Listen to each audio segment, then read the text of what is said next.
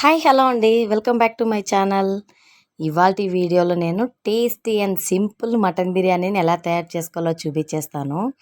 ఈ మటన్ బిర్యానీ చేయడం చాలా ఈజీ అండి. కొత్తగా వంట చేసే వాళ్ళైనా సరే నేను చెప్పే విధంగా ఒకసారి ట్రై చేసి చూడండి. చాలా చాలా టేస్టీగా ఉంటుంది. మీరు కూడా ఈజీగా ప్రిపేర్ చేసేయగలరు. ఇప్పుడైతే ప్రాసెస్లోకి వెళ్ళిపోదాము. ఇక్కడ నేను హాఫ్ కేజీ మటన్ అయితే తీసుకున్నానండి. హాఫ్ కేజీ మటన్ తీసుకొని శుభ్రంగా వాష్ చేసుకున్నాను. ఎప్పుడైనా చికెన్ బిర్యానీకి కానీ మటన్ బిర్యానీకి కానీ ఇలా పీసెస్ అనేవి పెద్దగా ఉంటే మనకి బిర్యానీలోకి బాగుంటుంది. స్పెషల్గా మటన్లో అయితే ఇలా చాప్స్ ఉంటాయి కదండి, మటన్ చాప్స్ కొంచెం ఫ్యాట్తో తీసుకుంటే మనకి బిర్యానీ అనేది టేస్ట్ బాగుంటుంది.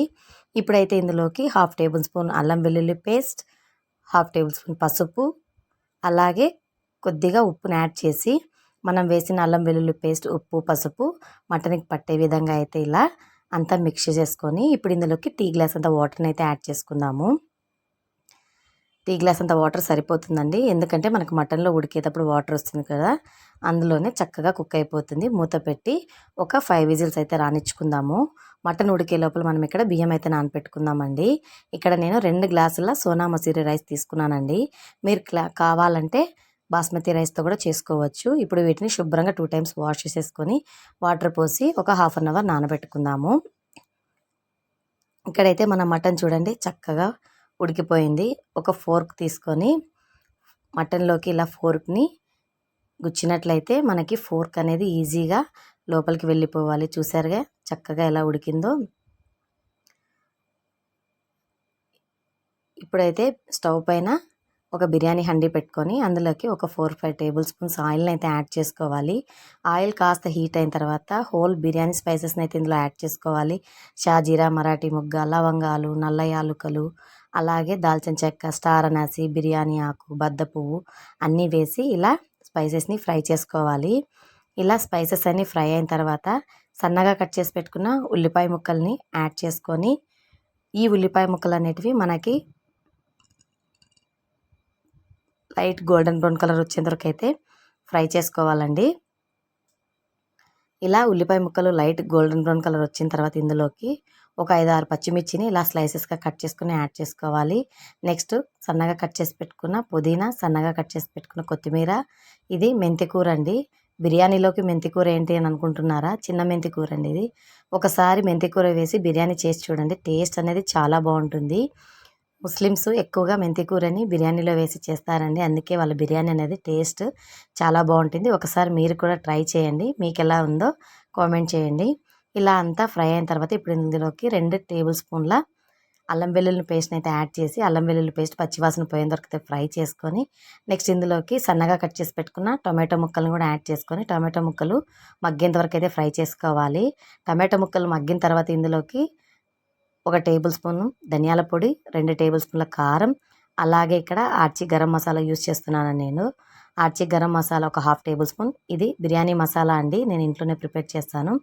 Biryani masala half table spoon, అలాగే 1 కప్పు పెరుగుని యాడ్ చేసేసుకొని ఇవి మిరియాలు, జాపత్రిని కచ్చాపచ్చాగా దంచి యాడ్ చేస్తున్నానండి.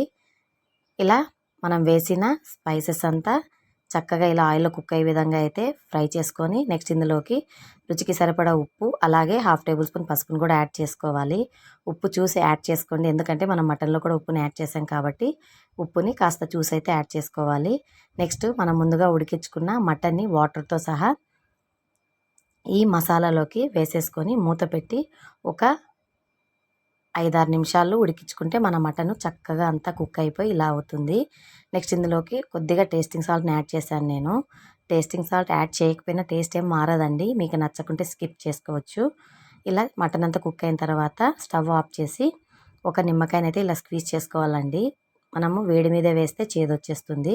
ఇప్పుడు ఈ మటన్ గ్రేవీని పక్కకు పెట్టేసుకొని మనము రైస్ కుక్ చేసుకోవడానికి వాటర్ని అయితే బాయిల్ చేసుకుందాము. ఒక గిన్నెలో వాటర్ పెట్టుకుని అందులోకి హాఫ్ టేబుల్ స్పూన్ అల్లం వెల్లుల్లి పేస్ట్, అలాగే కట్ చేసి పెట్టుకున్న పుదీనా, కొత్తిమీర, నెక్స్ట్ కొద్దిగా షాజీరా, అలాగే మన రైస్కి సరిపడా ఉప్పుని ఇక్కడ యాడ్ చేసుకోవాలి. ఉప్పు కొద్దిగా ఎక్కువ యాడ్ చేసుకోండి, ఎందుకంటే మనము రైస్ని స్ట్రైన్ చేసినప్పుడు వాటర్లో సాల్ట్ వెళ్ళిపోతుంది కాబట్టి మనం టేస్ట్ చేస్తే కొద్దిగా ఉప్పుగా అయితే మనకి వాటర్ అయితే తగలాలి. ఇలా వాటర్ బాయిలింగ్ వచ్చిన తర్వాత మనం ముందుగా నానబెట్టుకున్న రైస్ని అయితే ఈ వాటర్లో యాడ్ చేసేసుకొని మనకి రైస్ అనేది 95% దాకా కుక్ అయిపోవాలండి. మనం ఇక్కడ మటన్ గ్రేవీ కన్సిస్టెన్సీని బట్టి ఇక్కడ మనము రైస్ని కుక్ చేసుకోవాలి. చూసారుగా ఇలా 95% కుక్ అయిపోవాలి. ఇలా కుక్ అయిపోయిన రైస్ని మనం ముందుగా ప్రిపేర్ చేసి పెట్టుకున్న మటన్ గ్రేవీ పైన లేయర్స్గా యాడ్ చేసేసుకొని ఇప్పుడు ఈ రైస్ పైన మనము ఫ్రై చేసి పెట్టుకున్న ఫ్రైడ్ ఆనియన్స్ని యాడ్ చేసుకోవాలి. ఫ్రైడ్ ఆనియన్స్ వేయటం వలన టేస్ట్ అనేది చాలా బాగుంటుంది. ఇలా ఫ్రైడ్ ఆనియన్స్ని యాడ్ చేసిన తర్వాత నెక్స్ట్ పుదీనా అలాగే కొత్తిమీరను కూడా యాడ్ చేసుకోవాలి.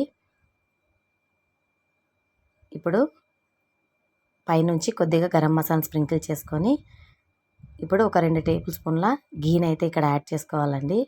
ఇక్కడ నేను ఎల్లో ఫుడ్ కలర్ని యూజ్ చేస్తున్నాను. మీ దగ్గర కుంకుమ పువ్వు ఉంటే కుంకుమ పువ్వును కూడా యాడ్ చేసుకోవచ్చు. ఇలా మొత్తం అన్నీ వేసేసుకున్న తర్వాత మూత పెట్టి ఒక 15 మినిట్స్ మనము లో ఫ్లేమ్లో దమ్ చేసుకుంటే ఇలా మనకి టేస్టీ మటన్ బిర్యానీ అయితే రెడీ అయిపోతుందండి. దమ్ చేసేటప్పుడు పైన ఇలా ఒక బరువు పెట్టి దమ్ చేసుకోండి. అప్పుడు మనకి స్టీమ్ అనేది బయటికి పోకుండా ఉంటుంది. చూసారుగా మన మటన్ బిర్యానీ ఎలా రెడీ అయిందో. టేస్ట్ చాలా బాగుంటుందండి. మటను మనకి ఉడకదు అనే టెన్షన్ ఎక్కడా ఉండదండి. ఎందుకంటే మనము కుక్ చేసి వేసాము, మిగతాది కూడా మనకి కుక్ చేసుకున్నప్పుడు అందులో కుక్ అయిపోతుంది. చూడండి పీస్ కూడా చక్కగా ఎలా ఉడికిపోయిందో. చాలా టేస్టీగా ఉంటుందండి. ఒకసారి మీరు కూడా ఇలా ట్రై చేసి మీకు ఎలా వచ్చిందో తప్పకుండా నాతో కామెంట్ సెక్షన్లో అయితే షేర్ చేసుకోండి. ఈ వీడియో కనుక నచ్చినట్టయితే లైక్ చేయండి, షేర్ చేయండి, సబ్స్క్రైబ్ చేయండి.